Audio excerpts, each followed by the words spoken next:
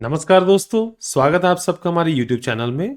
ये 4 part series का second part है, होल्डर इन ड्यू कोर्स, ये स्पेशल प्रिविलेजेस। चलिए आगे देखते हैं। Special privileges of holder and due course, कुछ उसको एडिशनल बेनिफिट्स मिलते हैं वो देखते हैं। सबसे पहले इनकॉर्ड स्टैम्प्ड इंस्ट्रूमेंट। इनकॉर्ड का मतलब होता है कि पार्शली फिल्ड, पूरा इनकम्प्लीट है, ठीक है, वो पूरा कंप्लीट नहीं है। If someone science and gives a partially field instrument but properly stamp, stamping proper है किसी और को, ठीक है, he cannot later object that it was filled beyond his instructions if it reaches a holder in due course। ठीक है, instrument खुद जिसने ड्रॉ करा वो इनकम्प्लीट था बट वो स्टैम्प था। बाद में जब कोई डिस्प्यूट राइज होता है तो वो ये नहीं कह सकता कि भाई, अगर वो instrument holder in due course के पास आ जाए कि जी मैंने तो बोला था, मेरी इंस्ट्रक्शंस फुलफिल नहीं हुई। मैं आपको एक जजमेंट भी बताऊंगा, ठीक है। एक जजमेंट है, केस था लॉयड्स बैंक वर्सेस कुकी का। उसमें क्या था, ए ने चेक साइन करा, इंस्ट्रक्शंस दे दी किसी को कि टू फिल ₹500 ओनली, ओके, 500 रुपया ही भरना उसमें। बी ने चालाकी से उसमें 1000 भर दिया, ठीक है, जितनी स्टैम्प ड्यूटी थी उसके बीच में ही था सारा system, and transfer it to C. C ने वो खरीद लिया, ठीक है, चेक। अब सी बन गया होल्डर एंड ड्यू कोर्स।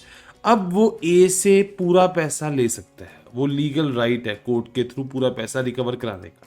ए का डिफेंस ये नहीं चलेगा कि भाई मैंने तो इंस्ट्रक्शंस दी थी कि 500 रुपया ही भरना है, ठीक है, मेरे साथ धोखा हुआ है।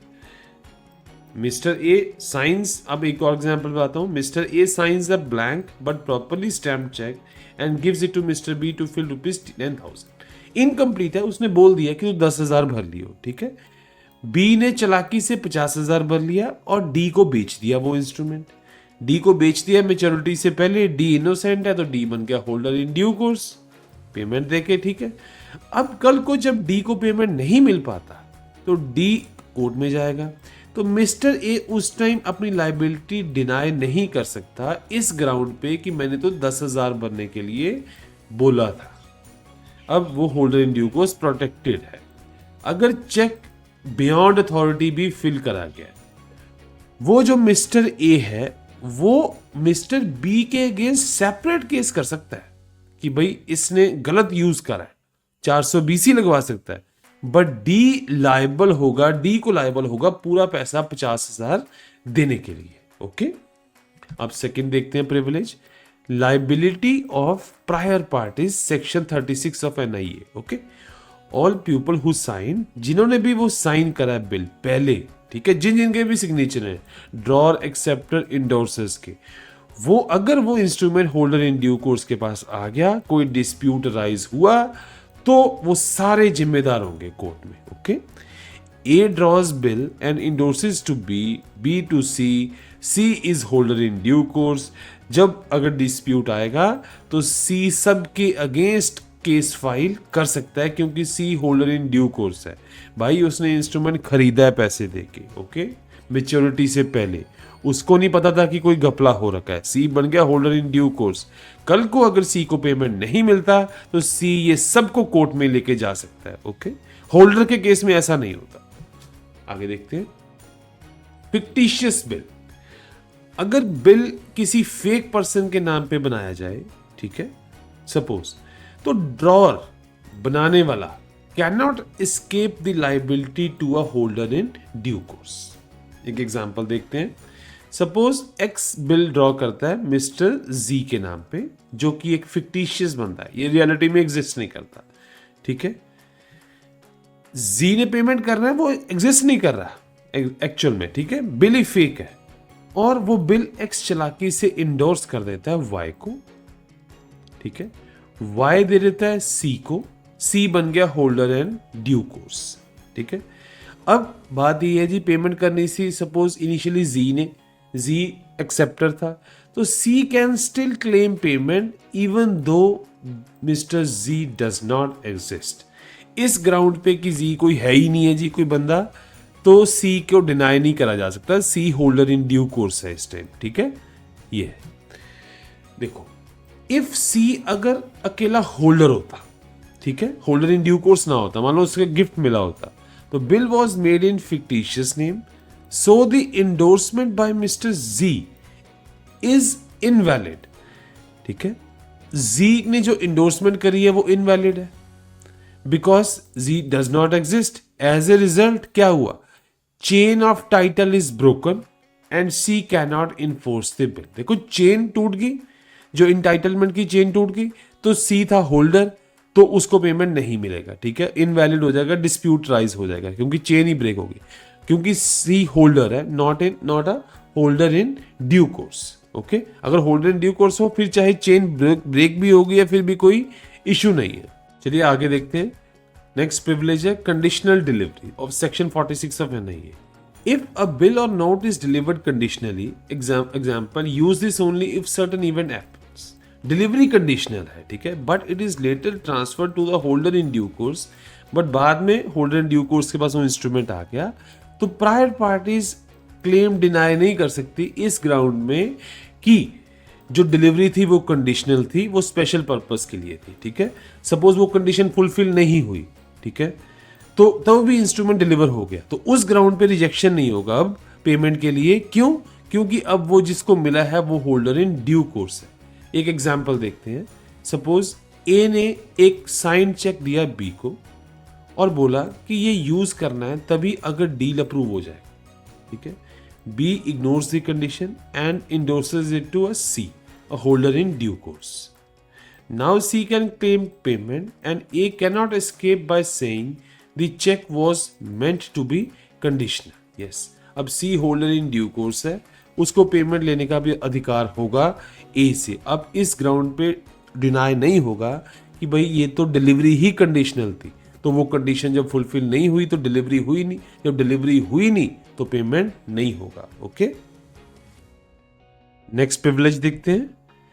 Free from all defects section 53 के अंदर, If bill reaches a holder in due course, it becomes clean and valid. चाहे पहले जो मर्जी हो, जब अब आ गया तो अब वो clean and valid होगा, even if it had a fraud or problems before. Yes. Suppose A tricks B and gets his signature on a bill. Yes. A ने धोखे से B के signature ले लिए और बाद में endorse कर दिया C को, जो कि holder in due course है। Who then gives it to D? Yes, holder in due course ने आगे बेच दिया D को। अगर D को पता भी था, even if D knows about the fraud, ठीक है, D आगे बेच चुका है, he can still claim the amount because he got it from a genuine holder in due course. ठीक है, समझे? अब D ने एक genuine HDC holder in due course से खरीदा है, तो अब चाहे पहले कोई फ्रॉड हो भी रखा हो, तब भी जो इंस्ट्रूमेंट है वो अब क्लीन माना जाएगा, क्योंकि वो HDC से लिया गया है। Okay, next privilege, obtained by unlawful means section 58 of NIA. If the bill was stolen और obtained by fraud, the holder in due course can still claim the amount. Yes, जब होल्डर इन ड्यू कोर्स बन गया तब कोई बात नहीं। A steals the bill, A ने bill चोरी करा, बी को दे दिया, अब B holder in due course है, B can recover the money. Yes, ये तो हम पढ़ ही चुके हैं। ठीक है, चाहे बिल चोरी का है, कुछ भी है, बट वो है तो बी इनोसेंट ना, उसने तो कंडीशंस फुलफिल कर ली। अब कुछ भी हो जाए, even though the bill was stolen, but B को राइट रहेगा। Okay, second, next, presumption of holder in due course. Holder in due course को लेके कुछ प्रिजम्पशन है। बाय डिफॉल्ट कोर्ट ये एज्यूम करती है कि जो पर्सन होल्डिंग अ बिल है, जिसके पास बिल है इस टाइम, वो होल्डर इन ड्यू कोर्स ही है। कोर्ट मान के चलेगी, ठीक है, वो होल्डर, मतलब उसकी फेवर में बात मानी जा रही है, अनलेस समवन प्रूव्स अदरवाइज। अगर कुछ उससे उल्टा प्रूव कर दे तो बात अलग है।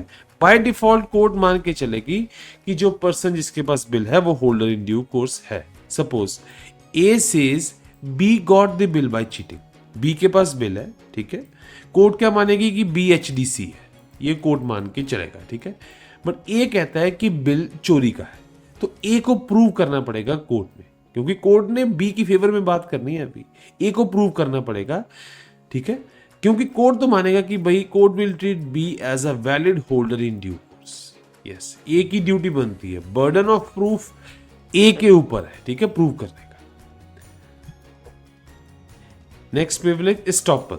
स्टॉपल का मतलब होता है पहले कुछ कह के बाद में मुकरना, सिंपल लैंग्वेज में। अब देखते हैं, cannot deny validity of bill, section 120। Okay, देखते हैं, द ड्रॉर और एक्सेप्टर बाद में ये नहीं कह सकते कि भाई बिल वैलिड नहीं है, कि जो स्टार्टिंग से बिल बना है वही ठीक नहीं है। ये जब अगर एक बार केस फाइल हो गया कोर्ट में, होल्डर इन ड्यू कोर्स ने केस कर दिया, तो बाद में कोई ये डिफेंस ले कि बिल ही वैलिड नहीं है, वो नहीं चलेगा। ठीक है, ये स्टॉपल है। A draws bill and later says oh I made a mistake, yes मेरे से गलती हो गई। अब C holder in due course है, सी कोर्ट में चला गया हुआ है, ए वहां पे स्टेटमेंट देता है जी बिल ही गलत था, तो ये उसका डिफेंस नहीं चलेगा। ओके, ये स्टॉपल नहीं चलेगा। Cannot denies validity of bill. आगे देखते हैं एक और, cannot deny payee's right to endorse.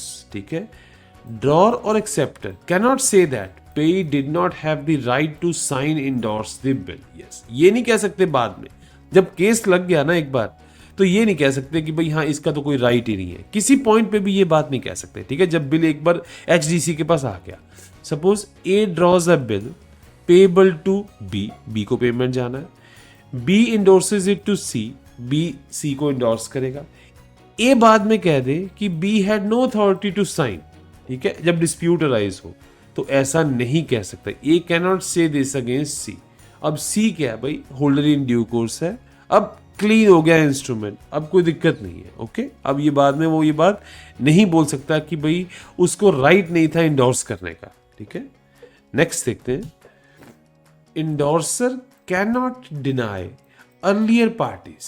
ठीक है, ये भी स्टॉपल है। And endorser cannot deny the signature और legal power of earlier party. Example देखते हैं, सपोज ए ने बिल इंडोर्स करा बी को, बी ने फर्दर करा सी को, ये चेन ऑफ इंडोर्समेंट आ गई। ओके, सी को पेमेंट नहीं मिला, सी ने केस फाइल कर दिया, तो बी उस टाइम ये नहीं कह सकता कि भाई ए की कोई अथॉरिटी नहीं थी, ए ने बियॉन्ड अथॉरिटी काम करा है, सब कुछ देखो, सी होल्डर इन ड्यू कोर्स है, कितनी प्रोटेक्शन है, अगर होल्डर होता तब चल जाता।